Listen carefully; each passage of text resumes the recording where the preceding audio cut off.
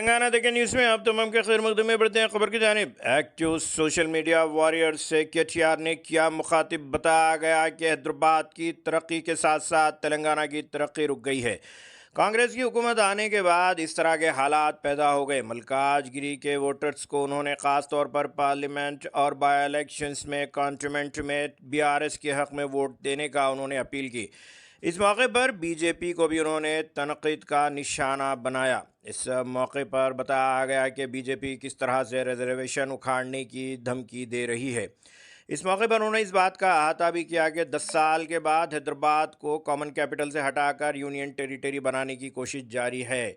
इस सिलसिले में उन्होंने कहा कि अगर बीआरएस के एमपी इस पार्लियामेंट में नहीं जाएंगे तो इस नाजायज़ कोशिश को रोका नहीं जा सकता। इस मौके पर उन्होंने इस बात की अपील की है कि बीआरएस के ज़्यादा से ज़्यादा एमपी जब पार्लियामेंट में जाएंगे तो ये कोशिशों को रोका जाएगा। इस मौके पर एमएलए सुधीर रेड्डी के अलावा मल्ला रेड्डी, विवेक गौड़, मरी राजशेखर रेड्डी, बंडारू लक्ष्मण रेड्डी, एमएलसी में शंभू राजू, बागा रपू, दयानंद वगैरह ने भी इस मीटिंग में शिरकत की। बताया गया कि इस सिलसिले में उन्होंने यूनियन टेरिटरी के साथ साथ बहुत से मसलों पर रोशनी डाली। अगर अभी तक आपने ये चैनल को सब्सक्राइब नहीं किया तो फौरी कर लें। आलमी मुल्की रियासती मुकामी खबरों के लिए देखते रहिए आपका अपना चैनल तेलंगाना दक्कन न्यूज़।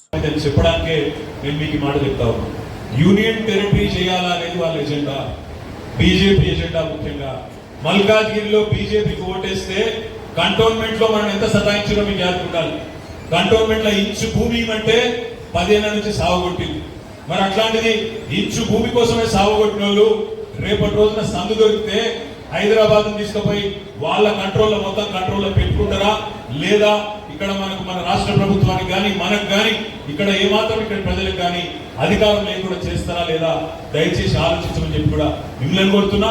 10 మందికి చెప్పాలని చెప్పి కూడా నేను మీ అందరికి కూడా రిక్వెస్ట్ చేస్తా ఉన్నాను. రెండో డేంజర్, బీజేపీ వాళ్ళు పిల్ల మాట్లాడుతున్నారు, పోటీ చేసే అభ్యర్థులే మాట్లాడుతున్నారు. మాకు 3/200 మెజారిటీ వస్తే రాజ్యాంగాన్ని మార్చేస్తాం, రిజర్వేషన్లను ఎత్తేస్తాం. ఎస్సీ ఎస్టీ రిజర్వేషన్ కానీ ముస్లింలకు ఇస్తున్న 4% రిజర్వేషన్ కానీ తెలంగాణలో ఎత్తేస్తాం అనే మాట ఓపెన్ గా ఇవాళ భారతీయ జనతా పార్టీ నాయకులు చెప్తా ఉన్నారు. సో భారతీయ జనతా పార్టీకి ఓటేస్తే ప్రమాదం ఒక ముస్లిం సోదరులకు, క్రిస్టియన్ సోదరులకి కాదు.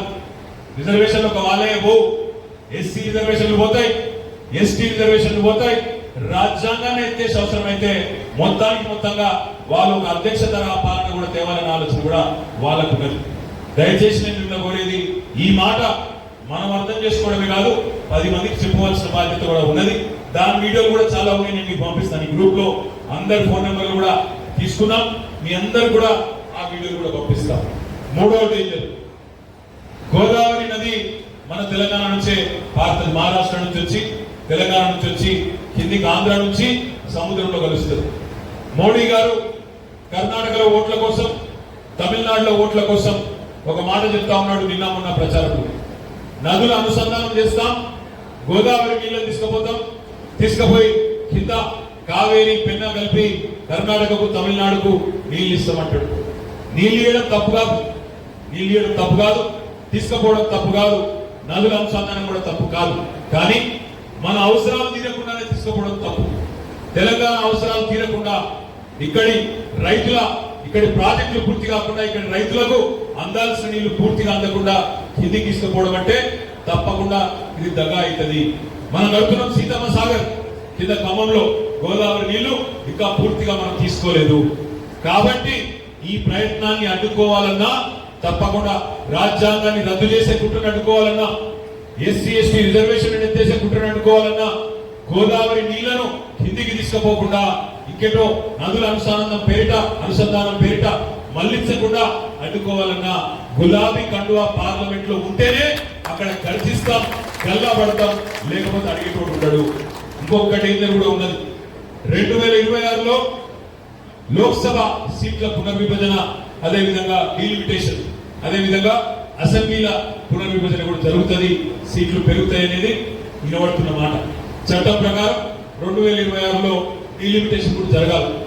మరి డీలిమిటేషన్ జరిగేటప్పుడు ఒక పెద్ద డేంజర్ ఉన్నది దక్షిణాది రాష్ట్రాల.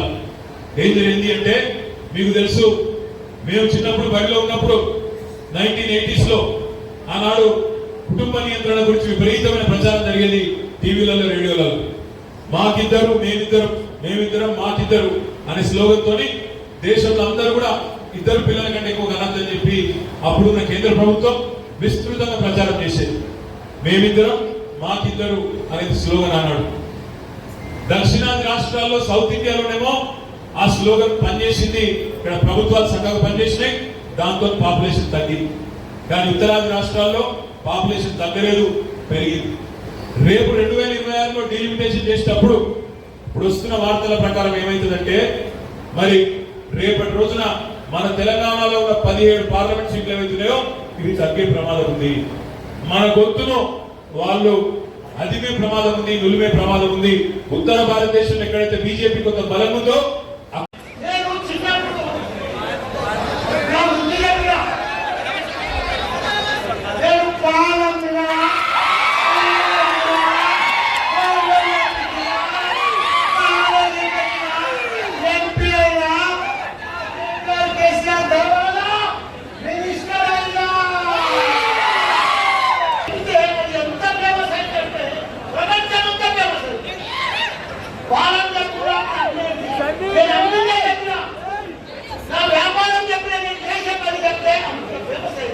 కాబట్టి మీకు కూడా ఒక విషయం చెప్తున్నా, ఏదైనా స్వచ్ఛందంగా క్లియర్గా న్యాచురల్ గా ఆర్గానిక్స్ గా ఉంటే బాగా వేయండి, బాగా మీ అందరికీ కూడా ఒకటే చెప్తున్నా.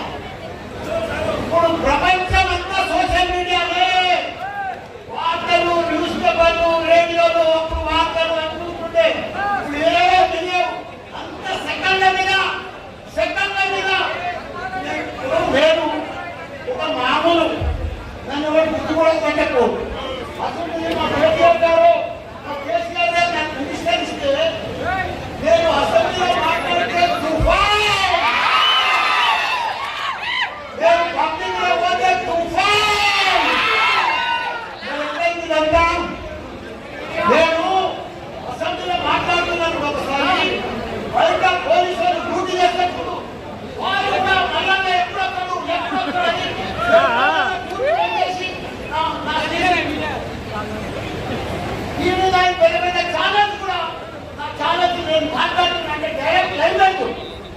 అంత ఫేమస్ అయినా. కాబట్టి సోషల్ మీడియా తోటి మనిషి ఎంత ఎదవచ్చు, ఎంత పైకగా రావచ్చు, ఎంత ఫేమస్ అయినా కావచ్చు, ప్రపంచంలో ఒక చరిత్ర సృష్టించవచ్చు సోషల్ మీడియా తోటి. మీకు అవకాశం వచ్చింది, మీరందరూ కూడా సోషల్ మీడియా ఫీల్డ్ లో ఉన్నారు. మీరు అనుకుంటుండొచ్చు కార్పొరేటర్ పెద్ద, కౌన్సిలర్ పెద్ద, ఎమ్మెల్యే పెద్ద, మినిస్టర్ పెద్ద అనుకుంటుండొచ్చు. కాదు, మీరే పెద్ద. కార్పొరేటర్లు మీరే ఇస్తారు, ఎమ్మెల్యేలు మీరే ఇస్తారు, చైర్మన్లు మీరే ఇస్తారు. మీకే అవకాశం లేదు.